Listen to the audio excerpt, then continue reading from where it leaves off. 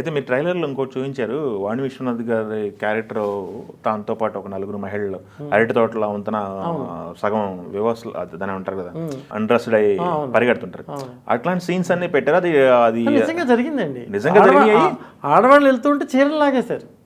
ఒక అమ్మాయిని అయితే మల్లీశ్వర గారిని మందడం, ఆవిడ మా ఉద్యమంలో మా సినిమాలోకి వచ్చి ఉద్యమంలో పాల్గొన్న మహిళ, ఆవిడ ఎప్పుడు వచ్చేసేవారు. వాళ్ళ అమ్మాయి ఇప్పటికీ పెరాలసిస్ లో వచ్చి పడిపోయింది.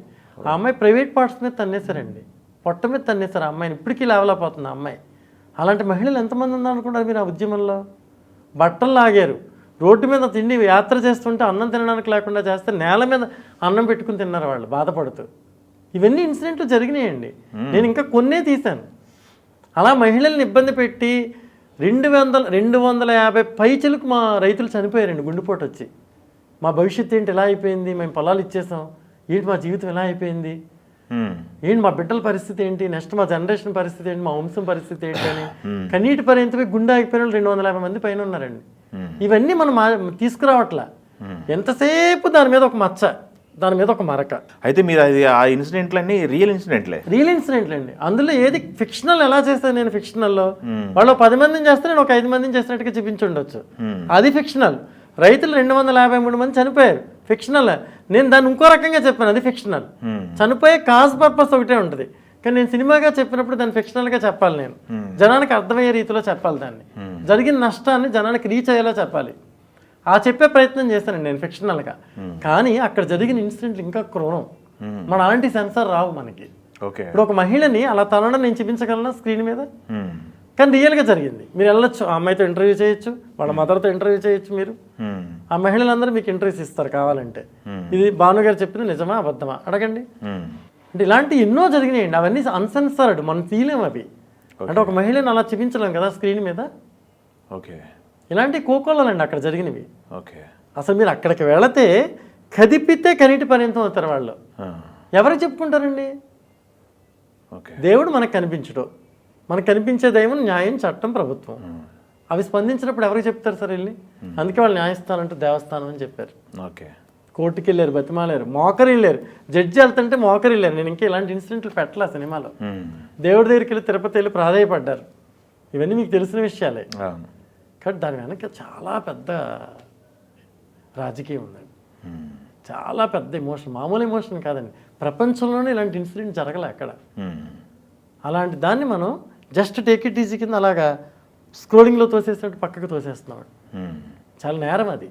ఒక పౌరుడిగా ప్రశ్నించాలి మనందరం. కాబట్టి రవిశంకర్ గారు ప్రశ్నిస్తానని ముందుకు వచ్చారు, ఆయనకు సపోర్ట్ మనం ఉండాలి. నేను నిలబడ్డాను, ఆయన డబ్బు పెట్టారు, జీవితం పెట్టారు, అన్నీ పెట్టారు ఈ సినిమాకి. నేను పని చేశాను అంతే, అంతవరకే. కాబట్టి ఇలాంటి సినిమాని, ఇలాంటి ప్రొడక్షన్ హౌసెస్ని, తెలుగు వన్ ప్రొడక్షన్స్ లాంటి ప్రొడక్షన్ హౌసెస్ని, ఇలాంటి నిర్మాత రవిశంకర్ గారు లాంటి వాళ్ళని, నాలాంటి దర్శకుల్ని ఖచ్చితంగా మేము పబ్లిక్ ఎంకరేజ్ చేయాలని నా ఫీలింగ్. వేరే కాస్ట్తో తీసిన సినిమా అయితే నేను ఇంతసేపు మాట్లాడినాను, నేను ఇంత రిక్వెస్ట్ కూడా చేయను. అవును, బాగుంటే చూస్తారులే అని చెప్పి. లేకపోతే నేను కమర్షియల్ ఎలిమెంట్ తీసినప్పుడు వాళ్ళ ఒపీనియన్ తగ్గట్టుగా నేను వెళ్ళాలి. ఇదేంటంటే ఒక కాస్ట్తో తీసిన సినిమా కాబట్టి కొంచెం ఎంకరేజ్ చేయాలి, ఇలాంటి సినిమాల్ని ప్రోత్సహించాలి మనం. ఓకే, కొంతమంది ఏం చేస్తున్నారంటే, మీకు అవతల పార్టీకి 4-5 సినిమాలు ఉన్నాయి, చేసుకుంటున్నారు. యువతల ఈ మీ రాజధాని ఫైల్స్ అని రైతుల కోసం తీసిన సినిమాని ఇంకొక పార్టీకి ఆపాదించి పార్టీ సినిమాగా ముద్ర వేయాలని కొంతమంది ట్రై చేస్తున్నారు కదా. అలాగే రాజధాని మీద ముద్రేస్తారండి. అందుకే నేను సినిమా తీస్తున్నాను. రాజధాని విషయంలో ఏం చేశారు, కొంతమంది కులాలకు సంబంధించిన వాళ్ళు, కొంతమంది ప్రాంతానికి సంబంధించిన వాళ్ళు అని చెప్పారు. అది ఎంత తప్పో మా సినిమాని అలా అనడం కూడా తప్పే. నేను అందుకే చెప్పా, జాతీయ జెండా లాంటిది నా సినిమా. జెండా అందరిది, భారతదేశంలో ప్రతికే ప్రతి ఒక్కడిది. అలా ఈ సినిమా కూడా రాష్ట్రంలో ఉండే ప్రతి ఒక్కడిది, తెలుగు వాళ్ళు అందరిది, తెలంగాణ వాళ్ళు కూడా. ఒకప్పుడు అన్నదమ్ముల్లో ఉన్నవాళ్ళం కదా మనం. ఇప్పుడు విడిపోయినా తమ్ముడు జీవితం గురించి మన అన్న చూస్తాడుగా, తమ్ముడు ఎలా ఉన్నాడని అబ్జర్వ్ చేస్తాడుగా. అలా ఈ సినిమా అందరిదేనండి. అందరూ ఈ సినిమా జనరల్గా అందరిదే, కానీ ఏ పార్టీది కాదండి. పార్టీది అయితే పార్టీ క్యారెక్టర్స్ కనపడాలి కదా సినిమాలో. నేను చూపించిన ట్రైలర్లో ఎక్కడైనా మీకు రాజకీయ పోకడలు కనిపించినాయండి? లేదు. ఆ కథలో ఉన్న కీలకమైన పాత్రలు మాత్రమే సినిమాలో ఉంటాయి. అలా అని ప్రతి క్యారెక్టర్ని నేను చొప్పించి సినిమా తీయలే. దీంట్లో ఇట్లాంటి రెవల్యూషనరీ సినిమాలు గవర్నమెంట్కి వ్యతిరేకంగా చాలా వచ్చినాయి. భారత్ బంద్ లాంటి సినిమాలు, లేకపోతే ఇతర సినిమాలు చాలా వచ్చినాయి. ఇప్పుడు జనరేషన్ మారుతా ఉంది కదా, రెవల్యూషనల్ సినిమాలు లేకపోతే ఒక కాజును తీసుకుని చెప్తున్న సినిమాలకి ఇప్పుడు యూత్ ఎలా కనెక్ట్ అవుతారనుకున్నారు? యూత్కి సంబంధించి మీరు ఏమన్నా డిస్కస్ చేశారా దీంట్లో? మేము డిస్కస్ చేస్తామండి, యూత్ కూడా ఉద్యమంలోకి రావాలని కూడా చెప్పాము మేము. ఎందుకంటే యూత్ ఎప్పుడైతే కనెక్ట్ అవుతారో అప్పుడు ప్రతి సమస్య కూడా హైలైట్ అవుతుంది. యూత్ ఖచ్చితంగా కనెక్ట్ అవుతారండి, వాళ్ళు కనెక్ట్ అయ్యే విషయానికే కనెక్ట్ అవుతారు. అంటే చాలా విషయాలకి మనం కనెక్ట్ అవ్వలేదు కదా, యూత్ కనెక్ట్ అవ్వట్లేదు అనుకోవడం చాలా పొరపాటు అండి. వాళ్ళు చాలా అబ్జర్వ్ చేస్తారు, జరుగుతున్న పరిస్థితుల్ని ఎక్కువ అబ్జర్వ్ చేసేది యూతే. వాళ్ళు ఏంటంటే ఎప్పుడు రియాక్ట్ అవ్వాలి, ఎప్పుడు రియాక్ట్ అయితే దానికి సాలిడ్గా మనం ఆన్సర్ చెప్పగలమని కూడా వాళ్ళు వెయిట్ చేస్తారండి. ఈ సినిమా చూసిన తర్వాత వాళ్ళు ఖచ్చితంగా ఈ సినిమాని సపోర్ట్ చేస్తారు. ఎందుకంటే వాళ్ళ మనసులో కొన్ని ఎమోషన్స్ ఉంటాయి, కొన్ని సిచ్యువేషన్స్లో వాళ్ళు చెప్పలేకపోయి ఉండొచ్చు. కానీ మన యూత్ ఎప్పుడు మన ఇండియాలోనే, భారతదేశంలోనే యూత్, అలాగే తెలుగులో మన ఆంధ్రప్రదేశ్ కానీ తెలంగాణలో ఉన్న యూత్ కూడా చాలా ఎక్స్ట్రాడనరీ టాలెంటెడ్స్ అండి. వాళ్ళు ఖచ్చితంగా ఈ సినిమా గురించి ఆలోచిస్తారు, ఈ సినిమా నచ్చితే వాళ్ళే ప్రమోట్ చేస్తారు. ఎందుకంటే భవిష్యత్తు అంటే యూతే కదా సార్, ఫ్యూచర్ అంటే ఎవరు? యూత్. నేను తీసిన రాజధాని ఎవరి కోసం? ఫ్యూచర్ కోసం. ఆ ఫ్యూచర్ యూత్ కాబట్టి ఖచ్చితంగా వాళ్ళే కనెక్ట్ అవుతారు దీంట్లో. Okay, good. ఇంకా మీరు సినిమా మరికొద్ది గంటల్లో థియేటర్స్లో రాబోతుంది. మన సినిమా గురించి ప్రతి ఒక్కళ్ళు కూడా ఎదురు చూస్తున్నారు, రెస్పాన్స్ గురించి కూడా అందరూ ఎదురు చూస్తున్నారు. మీరు ఫైనల్గా మన తెలుగు ద్వారా ప్రేక్షకులకి ఏం చెప్పదలుచుకున్నారు? నేను చెప్పదలుచుకున్నది ఏంటంటే, ఈ సినిమా రవిశంకర్ గారు మంచి సామాజిక బాధ్యతతో ఈ సినిమా తీశారు. సామాజిక బాధ్యతతో సినిమా తీయడం మనం ఎక్కడ విన్నాం. ఇప్పుడు సినిమా వస్తుంది, చూస్తాం. చూడండి, ప్రతి ఒక్కళ్ళు, తెలుగు ప్రజలందరూ ఈ సినిమా చూడండి, తెలుగు వాళ్ళందరూ చూడండి. మన పౌరుషం కనిపిస్తుంది ఇందులో, మన ఎమోషన్ కనిపిస్తుంది, మన బాధ కనిపిస్తుంది. ఇవన్నీ చూసి ఈ సినిమాని మీరు ఎంకరేజ్ చేయాలని నేను మనస్ఫూర్తిగా కోరుకుంటున్నాను.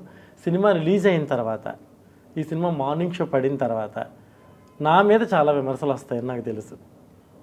నేను తీసుకున్న సన్నివేశాలు కానీ, నేను తీసిన డైలాగుల మీద కానీ చాలామంది ట్రోల్ చేస్తారని, నన్ను కామెంట్ చేస్తారని, ఇవన్నీ తెలుసు నాకు. అయినా అవన్నీ పట్టించుకోకుండా ఈ సినిమా తీశానని చెప్పాను. కానీ అందులో ఉన్న నిజాయితీని మీరు చూడండి, అందులో ఉన్న అభివృద్ధిని మీరు చూడండి, అందులో నేను చెప్పిన ఒక సొల్యూషన్ని మీరు చూడండి. అంతేకాని ఎవరో ఏదో చెప్పారు అని చెప్పి మాత్రం ఆ ట్రోలర్స్ని వాళ్ళని వీళ్ళని కాకుండా నిజాయితీ, అందులో ఉన్న నిజాయితీని మీరు చూసి, ఆ నిజాయితీని మీరు అప్రిషియేట్ చేసి, ఆ రైతులందరికీ సపోర్ట్గా నిలబడి, మన స్టేట్కి రాజధాని ఎందుకు రాదు మనందరం తలుచుకుంటే, మన స్టేట్కి ఒక రాజధాని సాధిద్దామనే ఒక మోటివేషన్తో ఈ సినిమా చూడండి. ఇంతకుమించి నేను ఏం చెప్పలేను. తెలుగు వన్ తరపున, తెలుగు వన్ ప్రేక్షకులందరికీ ఇంత అద్భుతమైన వ్యూస్ ఇచ్చారు ట్రైలర్కి, అలాగే సినిమాకి కూడా అద్భుతమైన కలెక్షన్ ఇచ్చి ఈ సినిమాని విజయవంతమైందని మనం ఎలా చెప్పగలుగుతామంటే, తెలుగు సినిమా ఇండస్ట్రీలో కలెక్షన్స్నే పరిధిలో తీసుకుంటారు. ఆ సినిమా ఎంత గొప్ప సినిమా అయినా కలెక్షన్స్ రీత్యా మాత్రమే విజయాన్ని అంచనా వేస్తారు. కాబట్టి మీరు ఆ కలెక్షన్స్ కూడా ఇచ్చి, ఈ సినిమా ఖచ్చితంగా విజయవంతమైన సినిమా, ఇది మనందరి సినిమా, జనం సినిమా అని మీరు చెప్పాలని కోరుకుంటూ సెలవు తీసుకుంటున్నాను.